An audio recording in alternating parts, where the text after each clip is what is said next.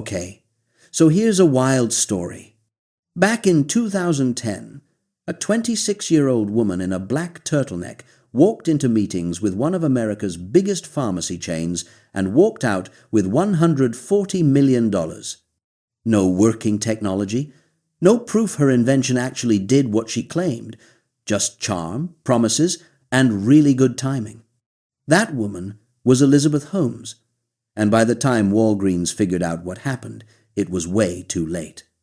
So, let's break this down, because what happened here isn't just about one ambitious founder and one company making a bad bet. It's about how fear, ego, and the promise of being part of the next big thing can make smart people do incredibly dumb things. First, let's talk about who Elizabeth Holmes was before all this happened. She dropped out of Stanford at 19 in 2003 with this big idea. She wanted to revolutionize blood testing. Instead of going to a lab and having nurses stick multiple needles in your arm to fill up vials of blood, she thought, why not just prick your finger? Take a few drops of blood and run hundreds of tests on it. Fast, cheap, easy. Sounds amazing, right? Yeah, that's what everyone thought. She founded a company called Theranos, a mix of therapy and diagnosis. And by 2014, she was worth $4.5 billion on paper. Forbes called her the youngest self-made female billionaire. She was on magazine covers everywhere. People were comparing her to Steve Jobs. Oh, and speaking of Steve Jobs, she was obsessed with him, like really obsessed. She started wearing black turtlenecks every single day to copy his look. She hired Apple designers to make her products look sleek.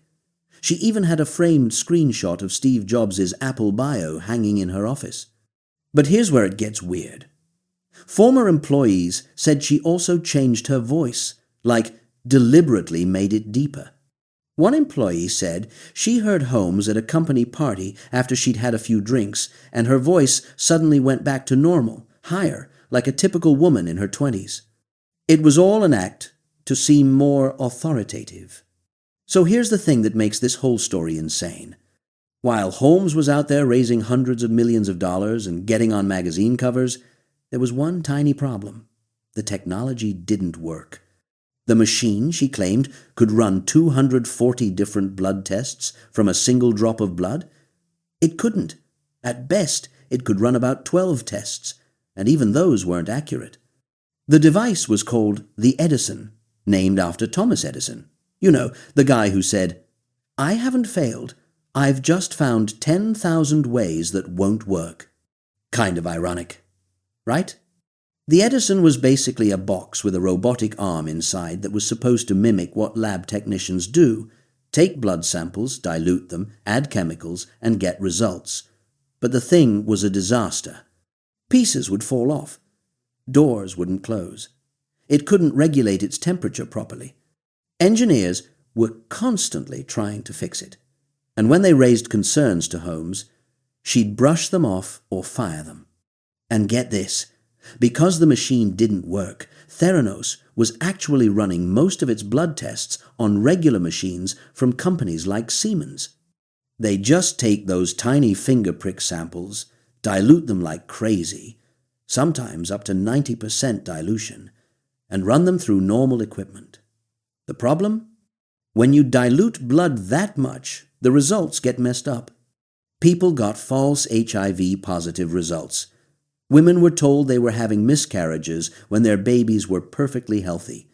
Some folks got cancer scares that turned out to be nothing. Others missed diagnoses that should have been caught. This wasn't just a business failing. This was people's lives getting wrecked. Now, let's talk about how Walgreens got involved in this mess.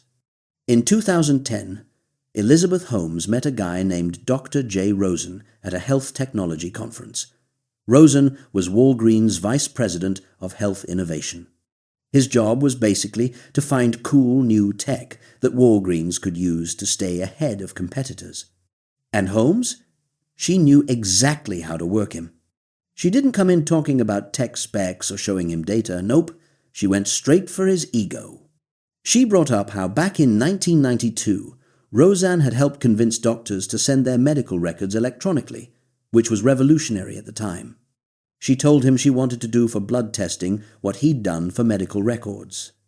She was basically saying, "You were a pioneer once? Want to do it again?" And it worked. Roseanne was hooked. He became Theranos' biggest cheerleader inside Walgreens. Holmes pitched this vision of wellness centers inside Walgreens stores. People could walk in, get their finger pricked, and get cheap blood tests done right there. No appointment needed. No waiting days for results. Just quick, easy healthcare. It sounded perfect. Walgreens was struggling after the 2008 recession, and they needed something big. They'd just had success with flu vaccines in pharmacies, getting regulations changed so pharmacists could give shots without needing doctors. Blood testing felt like the next logical step. Here's where things get really frustrating, because Walgreens wasn't just blindly throwing money around. They actually tried to do their homework. Roseanne arranged for Johns Hopkins University to evaluate the Edison machine. You know, one of the most respected medical institutions in America. They were going to test it in their labs to make sure it actually worked. But Holmes never sent them the device. She just didn't give it to them. And somehow, the deal kept moving forward anyway. Then Walgreens sent executives to visit the Theranos office in Palo Alto. And this is where it gets almost comically suspicious.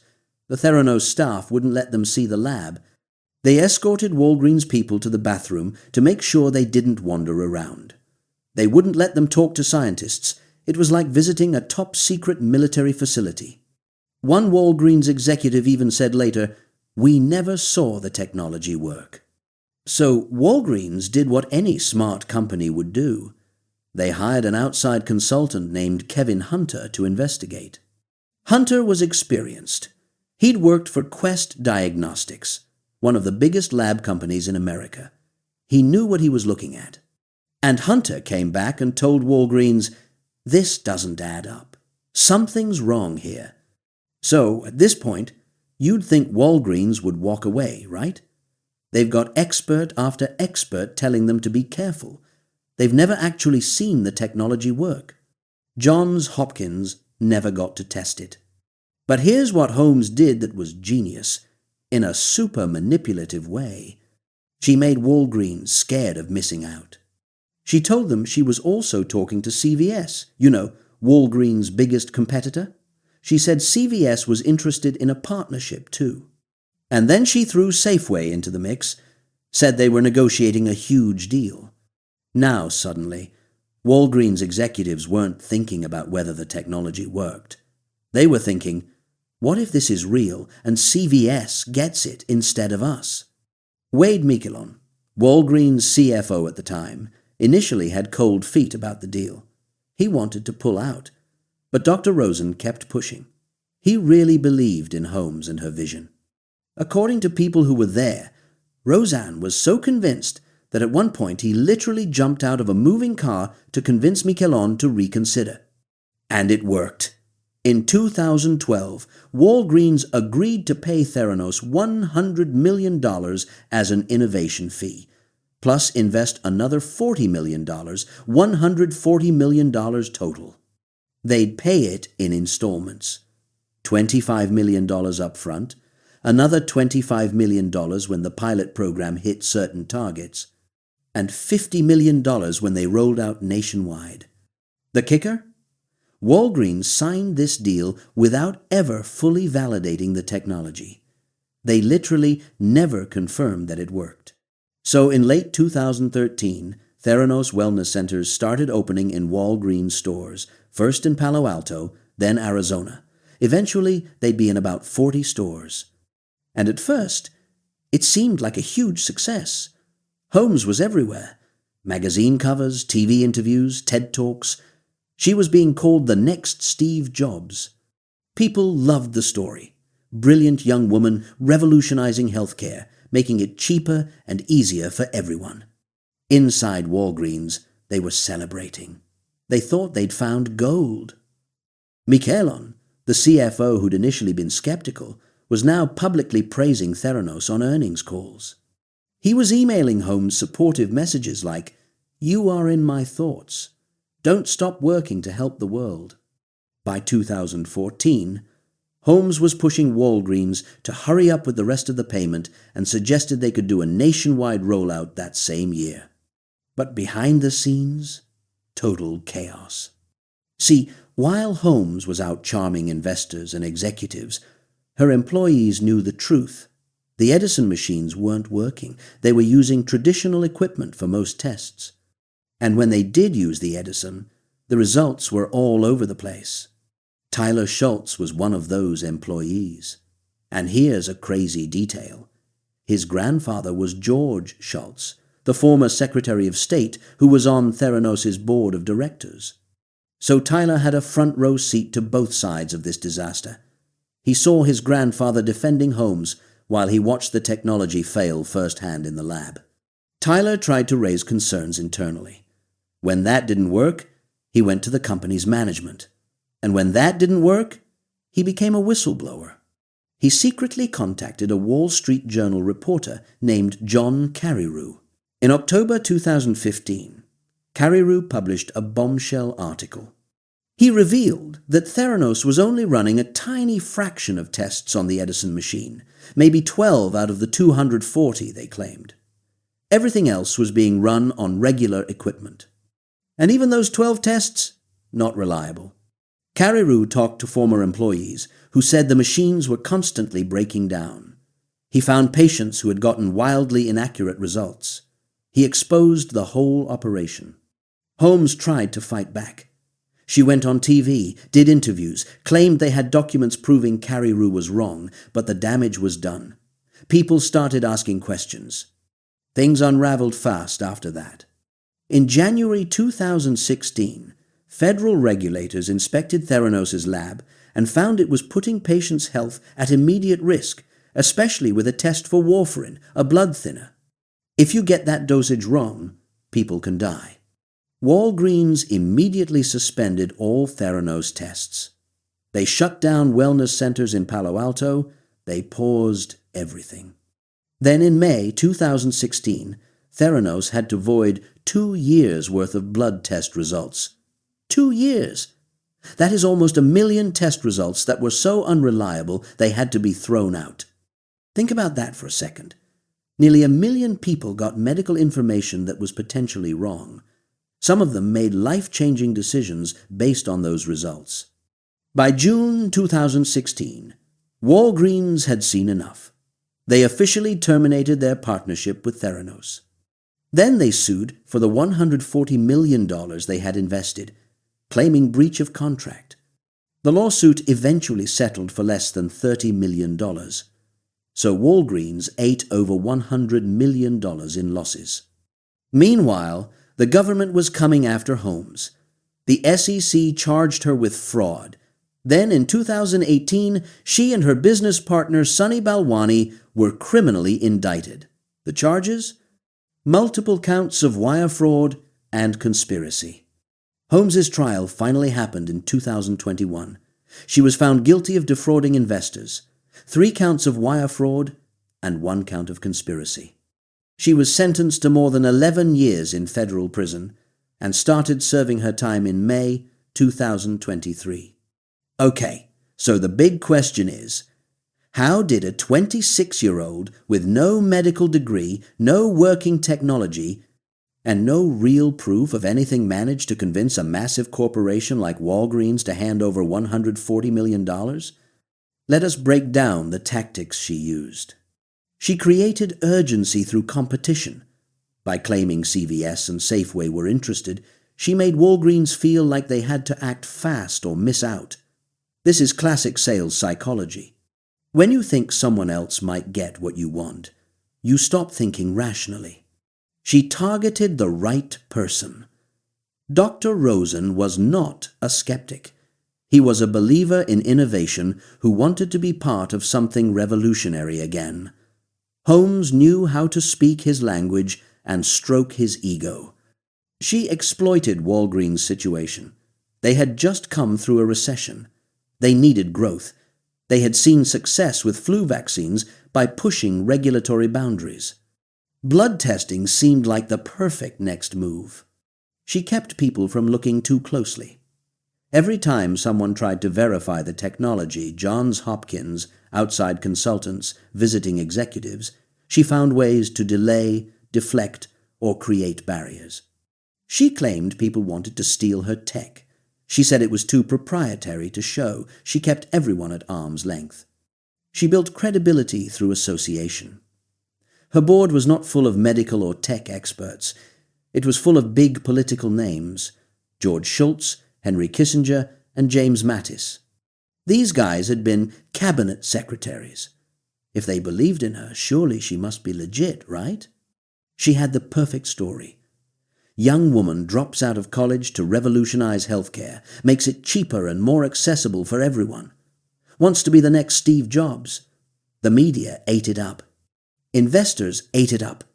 Nobody wanted to be the person who said, "Actually, this seems suspicious." But here is what makes this story really tragic. It was not just about money. During the trial, patients testified about what happened to them. Brittany Gould, who had already had 3 miscarriages, took a Theranos test and was told she was miscarrying again. She changed her medication because of it, which could have harmed the baby. Turns out, the baby was fine. The test was wrong. Erin Tompkins got a test saying she had HIV antibodies. She did not. But she lived with that diagnosis, that fear, for days before finding out it was a mistake. A man was told his blood was not clotting properly and stopped taking his blood thinner medication. The test was wrong, but he could have had a stroke or worse because of that bad information. Between 2013 and 2016, Theranos performed over 1.5 million blood tests in Arizona alone. More than 10% of those results were later voided or corrected. That is over 150,000 potentially wrong test results in one state. These were not just numbers on a spreadsheet. These were real people making real medical decisions based on false information. Some got unnecessary treatments. Some did not get the treatments they needed. Some had their lives turned upside down by scary diagnoses that were not real. And Holmes knew. Court testimony showed that employees raised concerns about accuracy, and she either ignored them or pushed them out. So what could Walgreens have done differently? Looking back, it is almost painful how obvious the mistakes were. They should have insisted on independent verification. When Johns Hopkins did not get the device to test, that should have been a deal breaker. When Kevin Hunter, their consultant, raised red flags, they should have listened.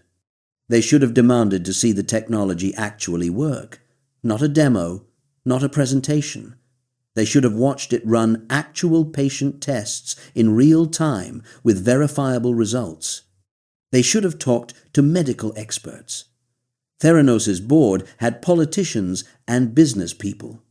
It did not have laboratory medicine experts. That is a massive red flag. They should have checked basic claims. Holmes said the Edison was being used in Afghanistan by the military. One phone call to the Pentagon would have revealed that it was not true. They should have questioned the secrecy. Real medical breakthroughs get published in peer-reviewed journals. Scientists share their work. If it is really revolutionary, why hide it? They should not have let FOMO drive decisions. Just because CVS might be interested does not mean the technology works.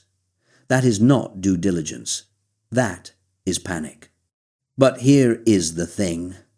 They did not do any of that. And it cost them over $100 million and a ton of embarrassment. This story matters beyond just Theranos and Walgreens. It shows us how easy it is for smart people to get fooled when the right conditions are in place. The venture capital world has this phrase, "Fake it till you make it." And in tech, that is sometimes okay. You build a prototype, show investors the vision, and then use their money to actually build the product. Lots of successful companies worked that way. But healthcare is different. You cannot fake it when people's lives are on the line.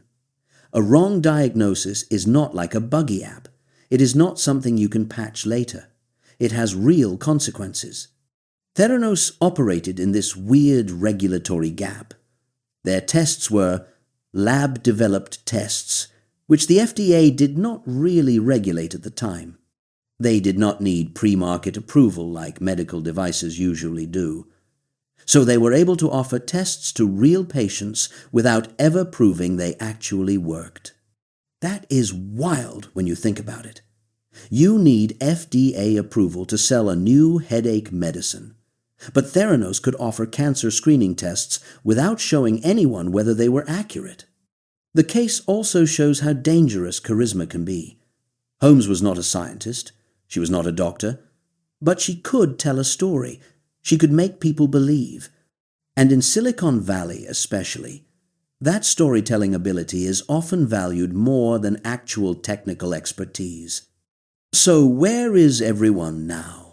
Elizabeth Holmes is in federal prison, serving an 11-year sentence. She got married and had 2 kids before going to prison, which some people saw as a tactic to gain sympathy during sentencing. It did not work. Her business partner, Sunny Balwani, also went to prison. He got 13 years, even more than Holmes. Dr. J. Rosen, he kept working at Walgreens for years after the Theranos partnership ended. Eventually, he moved on to other ventures in medical innovation. He is now a co-founder of another health tech company. The actor who played him in the Hulu series, The Dropout, said he did not reach out to Roseanne before portraying him because this was not their finest hour. Wade Miquelon, the Walgreens CFO, left the company in 2014 before everything fell apart. According to the book Bad Blood by John Carreyrou, Miquelon had gotten 2 DUIs, and people at Walgreens headquarters nicknamed him Michelob. Yeah. As for Walgreens, they survived. $140 million hurts, but they are a massive company. They moved on. Though I bet their due diligence process for new partnerships got a lot more thorough after this. Tyler Schultz, the whistleblower who went against his own grandfather to expose the truth, spent years and hundreds of thousands of dollars on legal fees defending himself against Theranos' lawyers. But he has been vindicated. He is now seen as a hero for speaking up when it mattered. Here's what I want you to take away from all this. Elizabeth Holmes convinced Walgreens to invest $140 million in technology that didn't work by being an incredible saleswoman.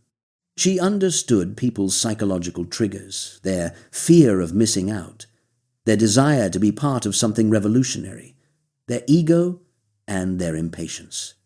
She also benefited from a system that was broken, the regulatory gaps, the media's love of a good story, Silicon Valley's growth at all costs mentality. The fact that so many investors were more impressed by charisma than by data. But what really clinched the deal wasn't any one tactic. It was what Walgreens wanted to believe. They wanted this to be real so badly that they overlooked every warning sign. They let hope override their judgment. And that's the scary part. Because the next Elizabeth Holmes is probably out there right now pitching the next revolutionary idea.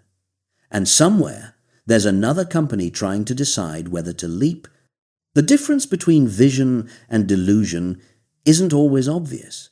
Sometimes the only way to know is to do the hard work of actually checking whether something works, not just hoping it does. Not just trusting that it does, actually verifying it. Walgreens learned that lesson the hard way. It cost them $140 million and helped prop up a fraud that hurt real people. Let's hope other companies learned it too.